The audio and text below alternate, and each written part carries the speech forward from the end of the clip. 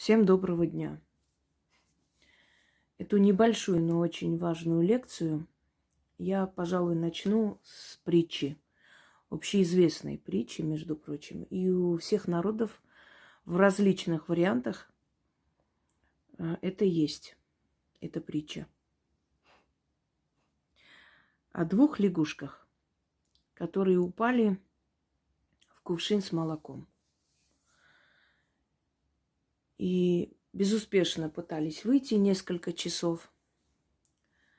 Дрыгали лапками, плавали. Но кувшин скользкий, они не могли выбраться. И тогда одна лягушка сказала: все, больше не могу бороться, устала, нет сил, будь что будет. И утонула. А вторая лягушка начала биться лапами. Бить молоко лапами несколько часов, пока из молока не сделала масло и не вылезла. Обычно, когда человек говорит: я больше не могу, это значит, его проблема вот-вот должна решаться. Вот буквально вот уже здесь решение. Развязка уже близка. Когда человек ищет алмаз и копает без конца, в конце концов отчаивается и говорит: я устал. Наверняка здесь ничего нету, мне это надоело, и эти приборы тоже, наверное, показывают какое-то стекло непонятное, потому что не вижу я алмаз. Одним словом, бросаю к черту и уезжаю. И вот он все бросил, лопату кинул в сторону, в сердцах, сел в машину и уехал. Через несколько дней случайный человек увидел это все и подумал: тут копали, наверное, что-то искали, надо посмотреть. И вот он сделал пару таких усилий, и оттуда достает алмаз. Один, другой, второй, третий. Знаете почему? Потому что тот копатель уже практически докопался до этого места и устал. Устал, бросил и ушел. Борьба. Что такое борьба? То есть это слово, в принципе, звучит банально. Да, мы знаем с детства, что кто борется, тот побеждает. Надо за себя бороться, за свое счастье надо бороться, за своих детей надо бороться, за родину надо бороться, за красоту надо бороться, да, красота требует жертв. Да за все надо бороться. Хочешь хорошо жить, надо много работать, это тоже борьба. Хочешь отстоять свое право, надо бороться. Хочешь воду пить, надо рыть колодец, надо бороться. Человек тысячелетиями борется с землей, противостояние земли и человека, да, плуга и земли. И эта борьба дает человеку возможность сеять, пожинать плоды и жить, выжить. Океан борется со скалами тысячелетиями, пробивая себе дорогу. Капля камень точит, под лежачий камень вода не течет. И все эти поговорки мы знаем тысячелетиями. И неважно, какой национальности мы принадлежим, у каждого народа есть эта мудрость про борьбу. Но случайно ли это все пришло? Что такое борьба? Просто усилия физические. Просто отсюда камень переложить туда, отнести. Просто задницу поднять со стула. Вот это просто и есть борьба. Почему нужно бороться? Почему важно бороться? Почему человек, который за себя борется, даже если он не прав, он побеждает? А тот, который прав и сидит и ждет, пока за него кто-то сделает, или считает, что он не обязан никому ничего доказывать, он проигрывает. Почему древние народы, воинственные народы, которые в какой-то момент начали ждать манны небесной и начали думать, что они не обязаны бороться за правду, ведь правда и так видна, они проиграли и ушли в никуда. А народы, которые боролись за их земли, то есть за чужие земли, поборолись за эти земли, отобрали и живут на этих землях. Почему человек, который не виновен, на суде проигрывает процесс, а тот, кто виновен, борется за себя, делает все рекомендации, то есть следует рекомендациям адвоката и выигрывает процесс, даже если он был виноват? потому что за себя борются. Вселенная помогает тому, кто борется. Даже не разбираясь в том, ты прав или нет. Если ты борешься, значит, ты достоин победы. Значит, тебе будут помогать силы. Когда ребенок хочет кушать, плачет, и мать подходит и кормит. Когда ребенок сделал что-нибудь такое, да, мокрое дело, пока он маленький, он плачет, и тогда мать понимает, что ребенку дискомфортно, меняет пеленки. Если ребенок ничего не делает, никаких действий, не плачет, не шевелится, мать думает, что он спокойно спит. И она не будет подходить до того, пока ребенок не заплачет. Вселенная такая же мать.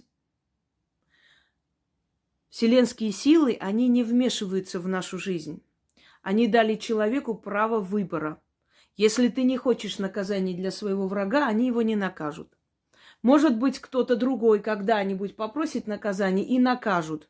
Но когда этот другой попросит, когда он уже перейдет черту и многим сделает зло, и кто-то из них попросит для него наказание, и ты скажешь, вот за меня наказали. Нет, не за тебя. Наказали совершенно за другого человека, просто он и тебе сделал зло. Вот поэтому ты посчитала, что это наказание за тебя в том числе. Но пока ты не попросишь, Вселенная не будет вмешиваться и помогать тебе. Если ты хочешь денег, ты должен сесть и подумать, что для этого нужно. Для этого мне нужно работать, для этого мне нужно выбрать правильную дорогу, правильную позицию, как зарабатывать эти деньги. И для этого мне нужно обратиться к тем силам, которые мне дадут удачу, чтобы я мог заработать эти деньги своим трудом. Ты должен соединить несколько составляющих, тогда ты будешь жить в достатке. Или богато, почему бы и нет. Если ты хочешь покрасить волосы, точнее, если ты хочешь, чтобы твои волосы обрели другой цвет, ты либо идешь в салон, платишь деньги, прилагаешь усилия, ждешь, пока тебя покрасят, потом смоют краску и сделают прическу, либо покупаешь краску, приносишь домой, там разводишь, растворяешь чем-то, начинаешь красить, прилагаешь усилия, сидишь, ждешь, пока покрасятся, время, да, засекаешь, потом идешь, моешь это все, смываешь, ты усилия прилагаешь, чтобы у тебя волосы были другого цвета, они сами по себе силой мысли, сколько хочешь думай, они не превратятся в тот цвет, в который тебе хочется. Ты борешься, это тоже борьба. Ты борешься за то, чтобы твои волосы приобрели тот цвет, который тебе хочется. Это борьба. Подождать, покрасить, купить, отдать деньги, привезти, уделить время, смыть, да, натирать какими-то там маслами и прочее, которые после окрашивания делают, чтобы ты поборолась за то, чтобы у тебя были такие волосы. Ты болеешь, ты идешь к врачу, покупаешь лекарства соответствующие, которые тебе назначили, или идешь на операцию, ложишься, если нужно. Ты борешься за себя, за свое здоровье, чтобы жить. Если человек хочет бросить курить или пить, он борется с собой, он прилагает усилия. И ему это удается, если он борется. Если он не просто говорит, а действительно делает, если его мысли, желания и действия совпадают, тогда у него получается. Если человек говорит, я хочу заработать денег, но лежит на диване и говорит, я хочу, но вот не получается никак. Он ничего не делает, он никакие действия не прилагает, у него не будет денег, он не заработает, потому что для того, чтобы заработать, надо сесть, составить план, что ты хочешь делать, каким образом, и начать действовать в этом направлении. Когда человек борется, он излучает определенную энергию, он для Вселенной становится живым. Вот объясняю вам элементарными, понятными словами. Поскольку вы говорите, что я очень сложные вещи могу объяснить простыми словами, а это дано людям, обладающим интеллектом. Потому что когда человек не знает, как объяснить, он юлит отсюда туда, оттуда сюда, вроде что-то прочитал, хотел бы передать, но не знает, как это объяснить. Потом после него должны еще выйти 10 роликов, снять и объяснить, что он хотел и имел в виду. Это не объяснение. Вам объясняю простыми словами. Почему борьба важна в жизни, в мире? Почему не нужно бояться бороться? Почему людям кажется, что если они будут бороться, могут проиграть, их могут не так понять, а может подождать само решиться, а может отдаться волнам, а может Боженька поможет. Вот это вот приход христианства вообще нас уничтожил к чертовой матери, потому что это слово надежда, надеяться. Вот как другие, так и мы. Куда все, туда и мы. Дальше, ну что-нибудь да будет. Господь милостивый где-нибудь да поможет. Надежда умирать последним. Надежду надо первым прибить, потому что когда ты надеешься на что-то, не возмущаешься тому положению, что у тебя есть, ты ни к чему не стремишься. Первый шаг к победе – это недовольство либо собой, либо своим положением.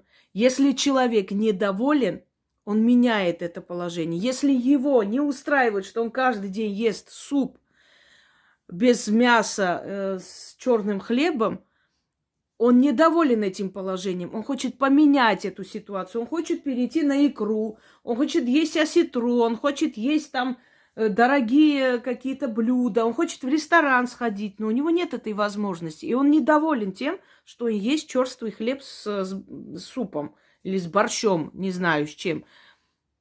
Хотя это тоже здоровая пища, но не каждый день, хочется разнообразия, а его нет.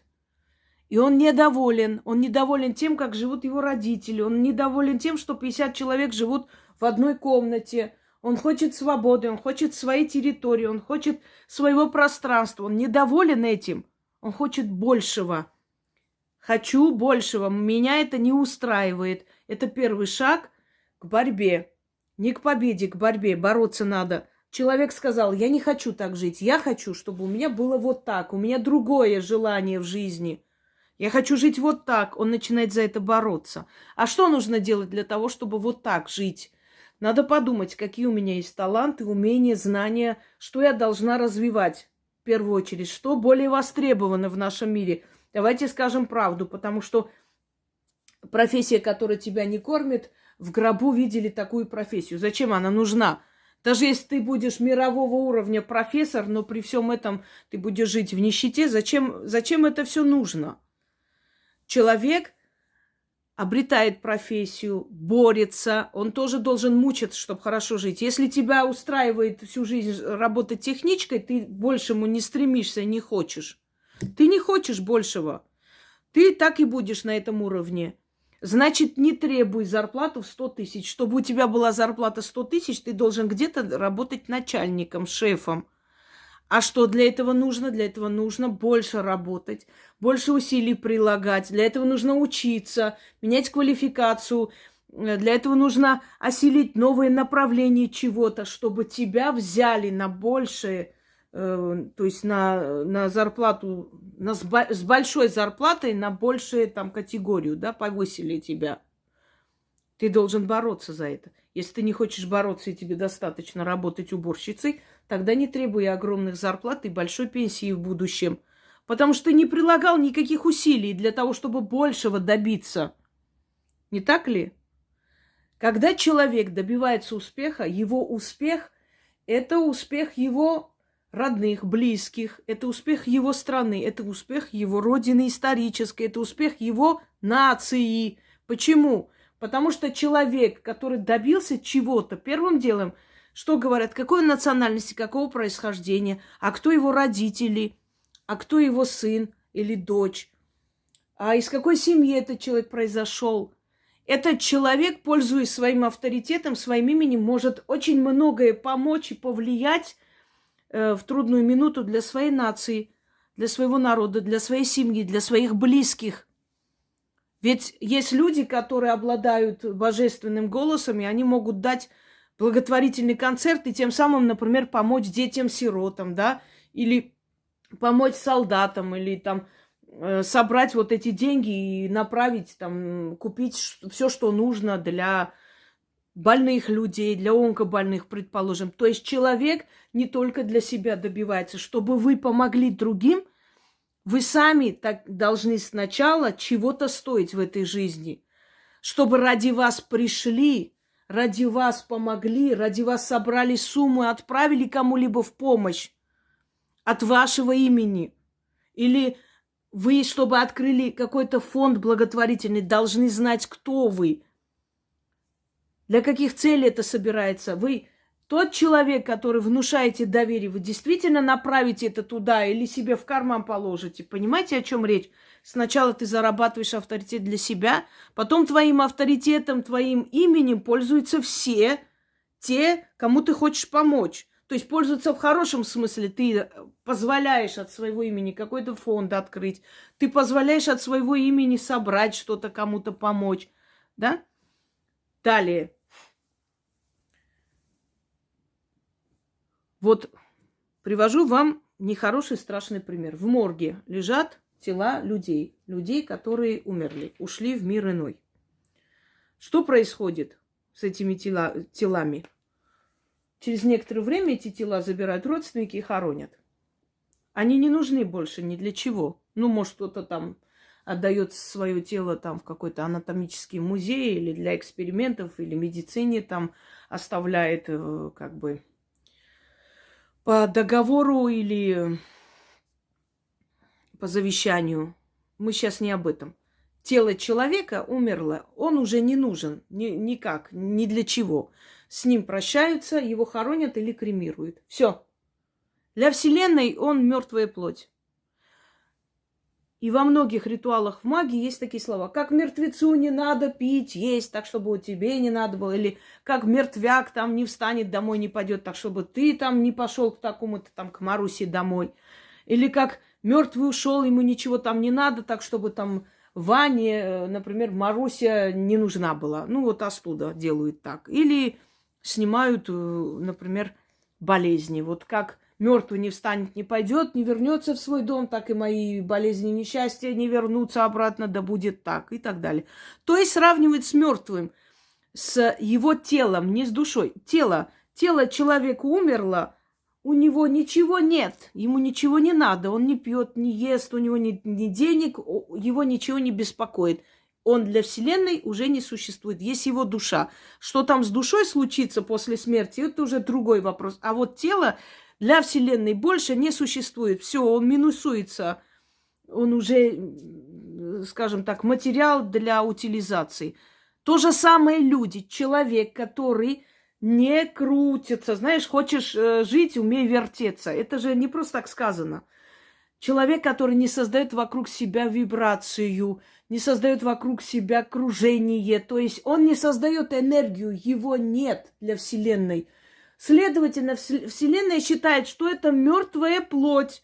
Ему не нужно ни денег, ни дома, ни любви, ни достатка, ни славы, ничего не надо ему, он же ничего не делает. Элементарные действия кушать, пить, пойти в туалет и лечь спать – это не считаются борьбой. Это обычные, скажем так, элементарные, как там, инстинкты, которые даются живому человеку в этом мире.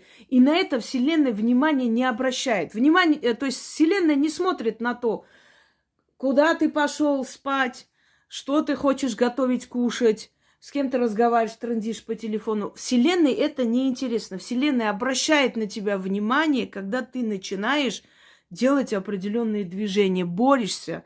Ты начинаешь работать, значит, ты себя соединяешь с энергией денег, с мировой энергией. Мир состоит из паутины энергии. Вот какую энергию ты излучаешь, такую энергию ты к себе притягиваешь. Вот как муха там попадает в паутину и начинает звенеть. У пауков же есть какая-то такая нитка потаенная, которая начинает дергаться.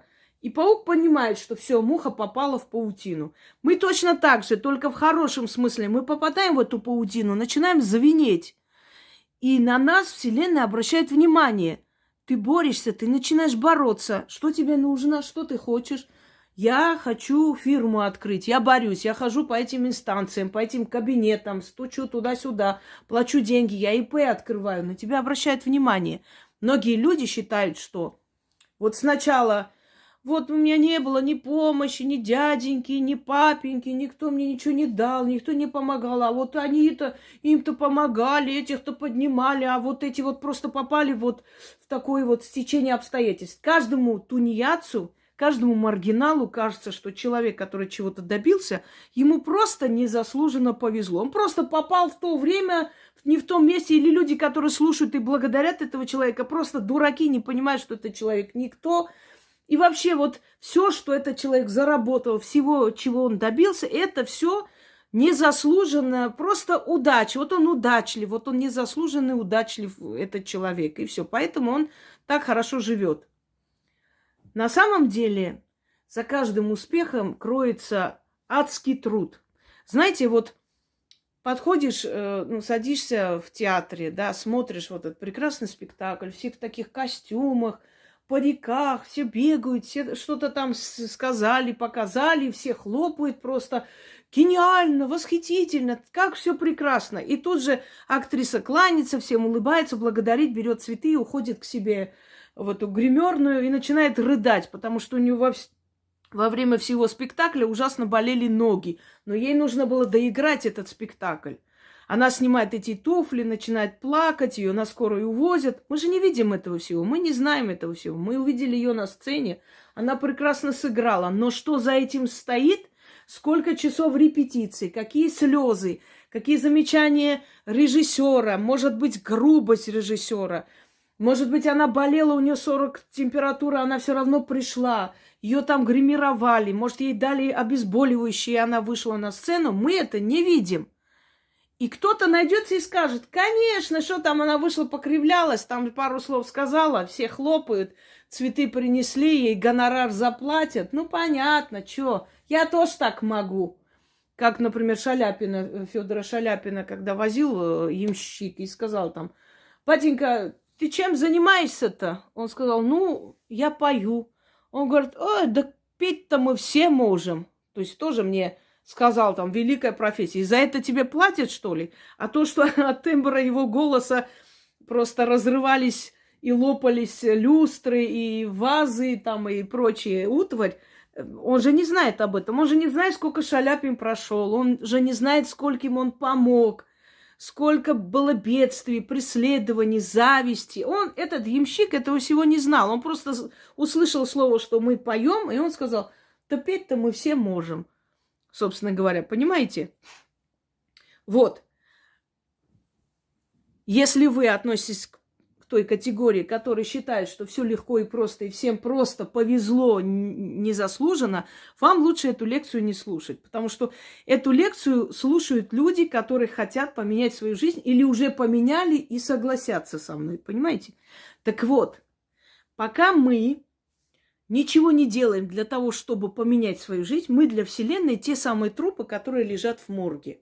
Они ничего не требуют, ничего им не надо. Они просто лежат и лежат, ждут своего часа погребения.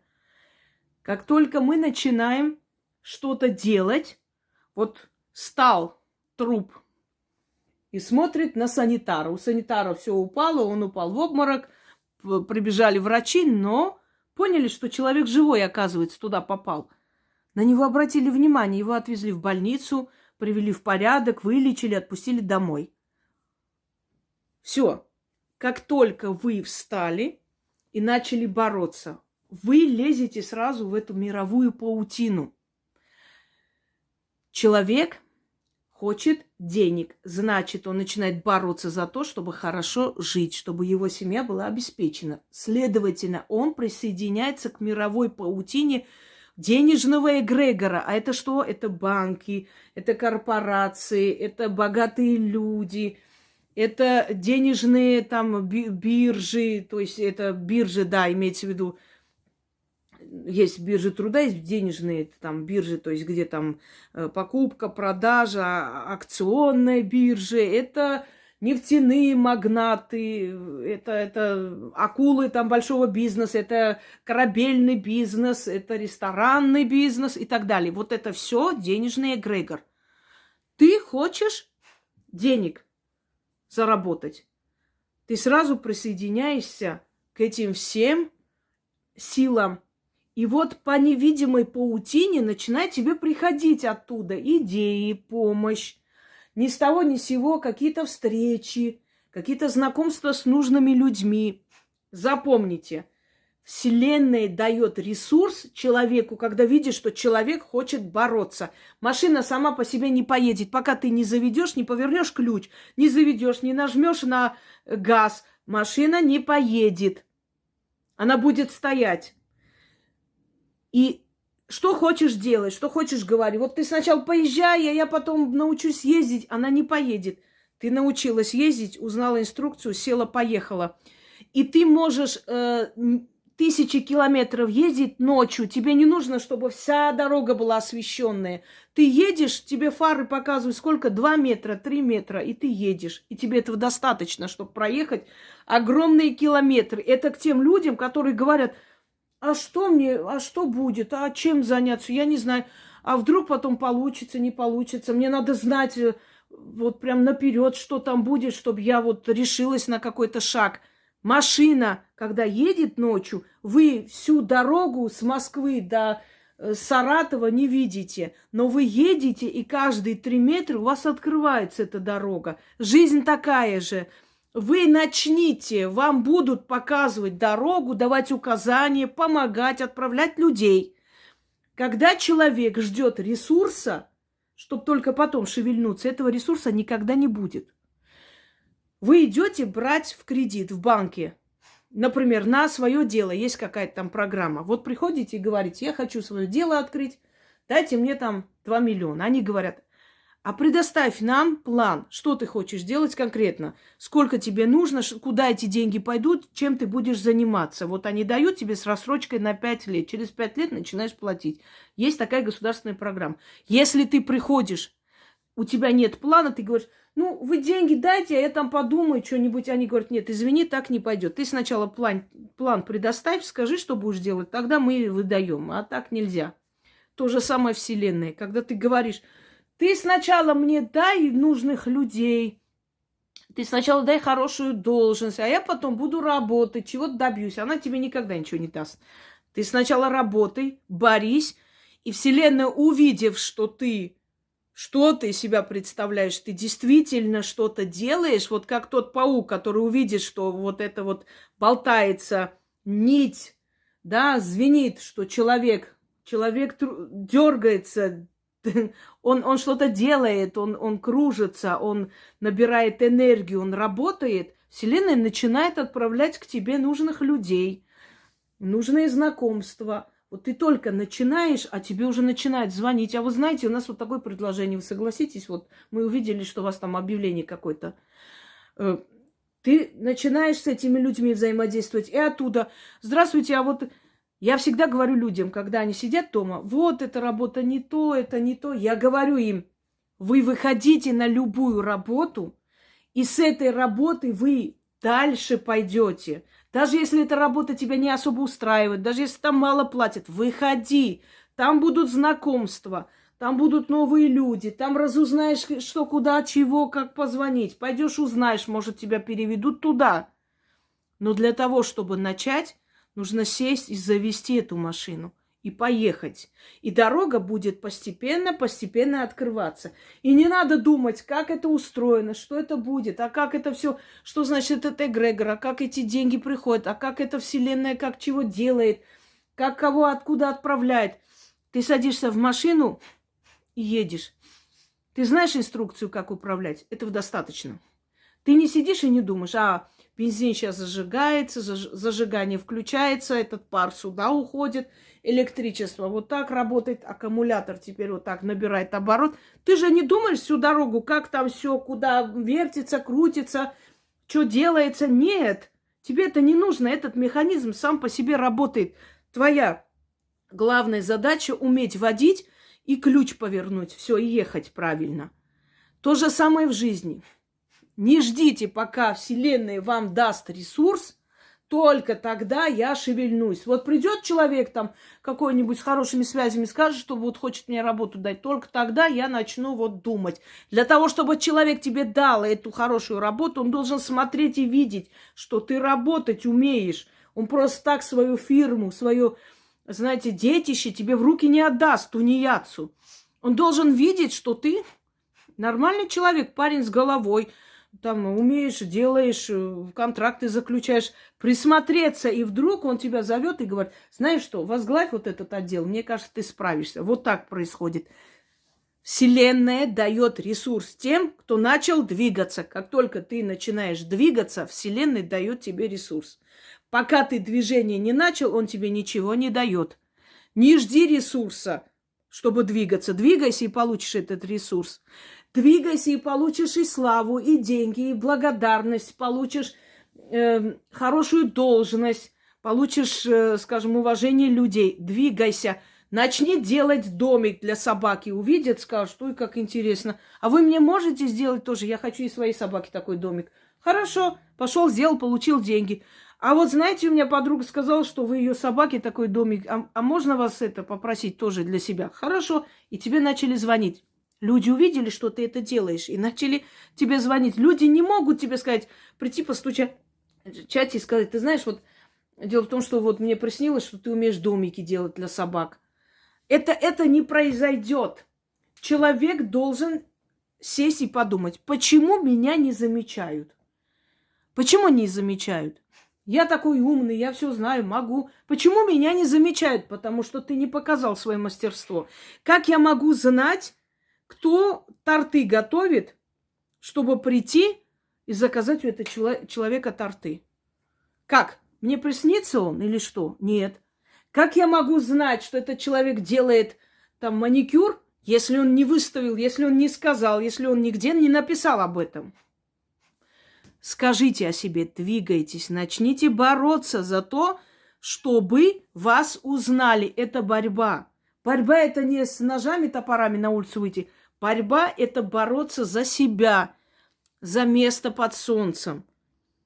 Делать что-то и показать, что я это могу. Следовательно, идите ко мне, я это умею. В любой профессии. Шьешь ты красиво, ты борешься за то, чтобы тебя заметили. Ты ювелир хороший, ты делаешь там красивые украшения, изготавливаешь. Маленькую какую-то будку взял себе для начала, заметили тебя. Потом ты целый магазин создаешь, понимаешь, заметили. Потом ты ювелирную сеть открыл. Ты боролся за то, чтобы увидели, что ты хороший мастер. Говорил о себе, показывал свою работу. Итак, друзья мои, когда человек начинает бороться, Вселенная дает этому человеку ресурс, отправляет нужных людей и дает ему удачу. Потому что Вселенная видит, что это живой человек, ему надо помочь, чтобы привлечь внимание Вселенной, как, знаете, в плохом смысле сейчас приведу этот пример, но когда мыши двигаются по ночам, они привлекают внимание совы. Она их хватает и забирает. Но здесь в хорошем смысле вы привлекаете внимание Вселенной, когда начинаете двигаться. Вы излучаете энергию определенную, которая сразу же попадает в поле зрения вселенских сил. И они видят борющегося человека. Вселенная помогает тому, кто борется. Если человек надеется на мужа, на сына, на соседей, на еще кого-нибудь, он никогда ничего не добьется. Никогда, даже если человек очень надежный, в любом случае доверяй, но проверяй, это не просто так сказано. Может, человеку плохо стало, он не успел в это время поехать. Все, знаете, перевороты и перехваты властей в мире творились руками тех людей, которые хотел властвовать. Они лично в этом участвовали. Они не ждали, пока власть перехватят, их позовут. Екатерина Великая переворот сделала. Лично сама беременная на коне. Скакала всю ночь, утром поехала перед солдатами, встала. Она сама боролась. И 3 дня не спала. Она даже написала, что я 3 дня не спала. То есть своему другу Понятовскому. Это похоже на чудо, но я 3 дня не спала. То есть она беременная с токсикозом совершила переворот. Елизавета Петровна совершила переворот. Ночью сама пошла, сама разбудила Анну Леопольдовну со словами: «Сестрица, пора проснуться». Забрала этого ребенка, младенца, Иоанна Антоновича, отдала в руки своих людей, а сама себя превозгласила царицей, и только тогда пошла спать и отдохнуть пару часов. Понимаете, каждый, кто хотел власти, кто хотел вершины, кто хотел добиться чего-либо, лично участвовал в этом. Лично сам, его присутствие. Александр Македонский вел за собой войско. Он не за войсками шел, он за собой вел войско. Поэтому все войско за ним шло. Он боролся за новые территории, за расширение империи эллинов. Но он лично в этом участвовал. Видели его борьбу и помогали. Так вот, друзья мои, запомните, начинаем еще раз. Закрепляем в голове. Если человек ничего не делает и ждет, пока Вселенная поможет, для Вселенной он мертвая плоть. Вселенная на него не обращает внимания. Совершенно никакого. Только тогда Вселенная обращает на него внимание, как только он попадает в эту мировую паутину, в эту сеть. И что из него исходит, источает он какую энергию, такую энергию ему начинает направлять. Он писатель. Есть писательский эгрегор, есть эгрегор научный. Оттуда начинает звонить, узнавать, интересоваться. Вот есть такой разумный человек. Надо пригласить посмотреть. Вспомните, как боролся за себя Ломоносов с Архангельской области, шел пешком. И как он боролся, как он с детства любознательный, читал, изучал. Он боролся за себя. И в итоге он смог занять очень достойное место в российской науке. А Айвазовский как боролся за себя, сын прачки и башмачника из обычной семьи рабочих. Айвазовский гениальный художник, но кто бы узнал о нем, если бы он за себя не боролся? Когда он пошел в эту школу художеств и сказал, что он хочет рисовать, над ним посмеялись. И директор сказал, мол, иди напейся, молодой человек, воды там из фонтана, потом придешь. Он вышел и увидел, что на стене нарисован фонтан. И внизу, нет, он вернулся и директору сказал, я бы напился, но только там собака дохлая валяется. Директор не понял, вышел посмотреть и увидел, что внизу с поротым животом нарисованная собака, настолько реалистичная, как будто собаку порвали там и кинули. И он его пригласил и сказал, молодой человек, вы меня убедили, надо убедить себя. Хочу вам сказать, рассказать об одном гениальном человеке, на которого просто боги, знаете, так вот перевернули эту корзину талантов. Его звали Михаил Чаурели. И вы знаете, это отец Софико Чаурели и супруг Верико Анджапаридзе, великая актриса драматическая. Он был и художник, и режиссер, и актер, и музыкант, кем он только не являлся. Он был близкий друг Сталина, у него была огромная привилегия, но он жил бедно, его юность была очень бедной. Так вот, он пришел к одному известному скульптору и сказал, что «Мастер, я умею лепить, но только мне нужно, чтобы ты направил мое мастерство.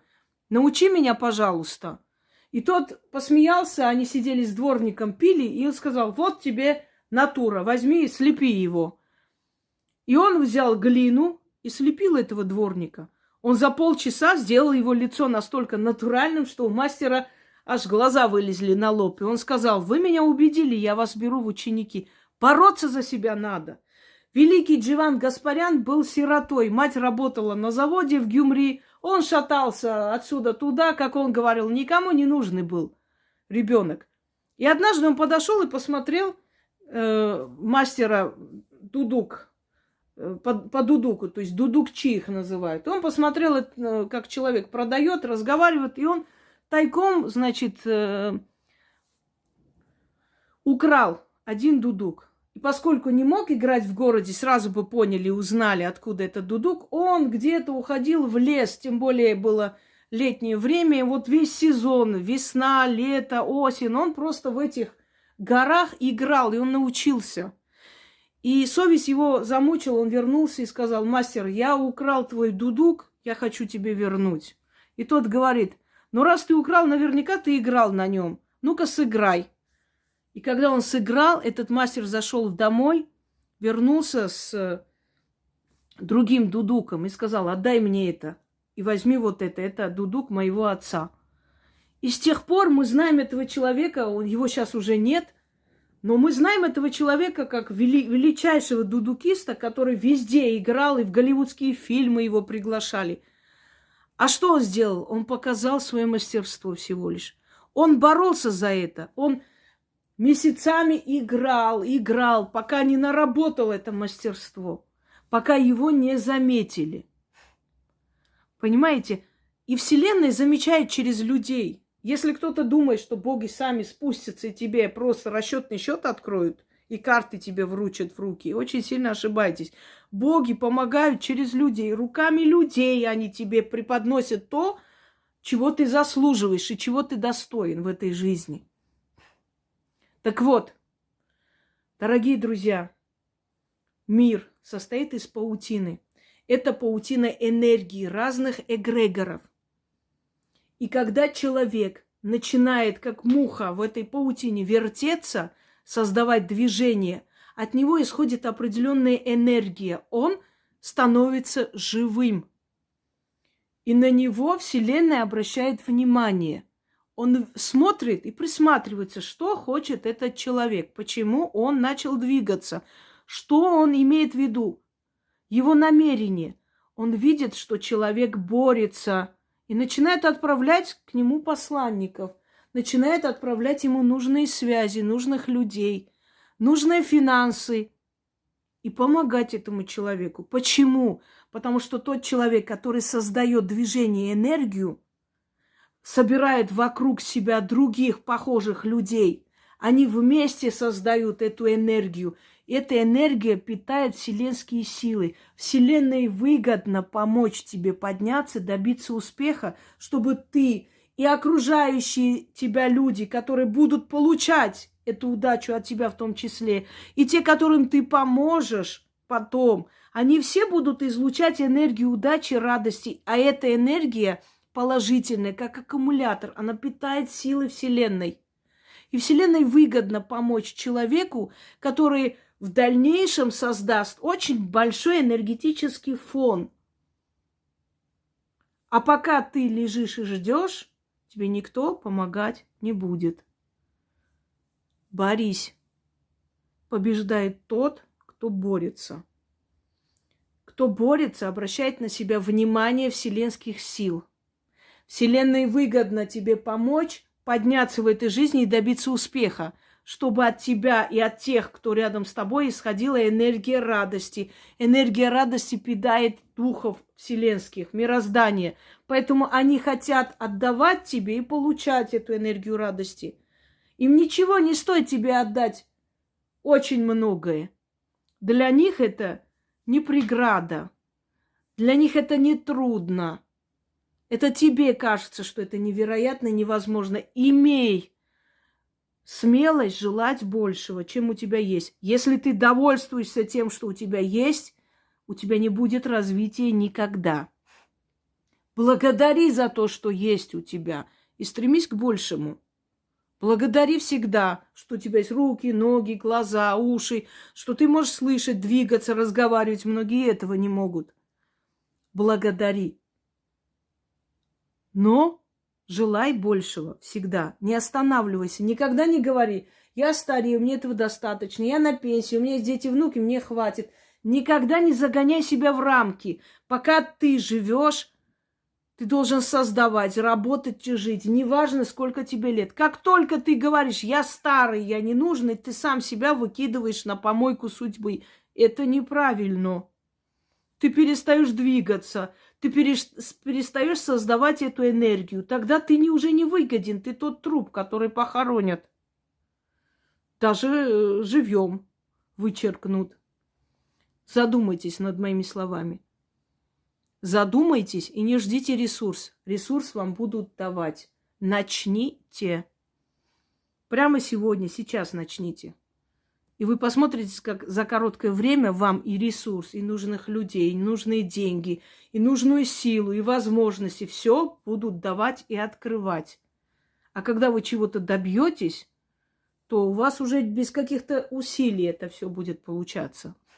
И запомните, что от вашего благополучия зависит не только ваша жизнь, и жизнь ваших детей и внуков. Вы основа, вы корень того дерева, который потом будет разрастаться, становиться больше, пышнее, красивее. Все это зависит от вас.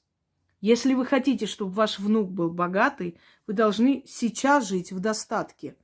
Ваши дети будут добавлять сверху, а внуки добавят свое. И тогда вы станете династией, семьей богатых людей. Начинается все с деда, с прадеда, с прабабушки и так далее. Желаю вам всем удачи и борьбы.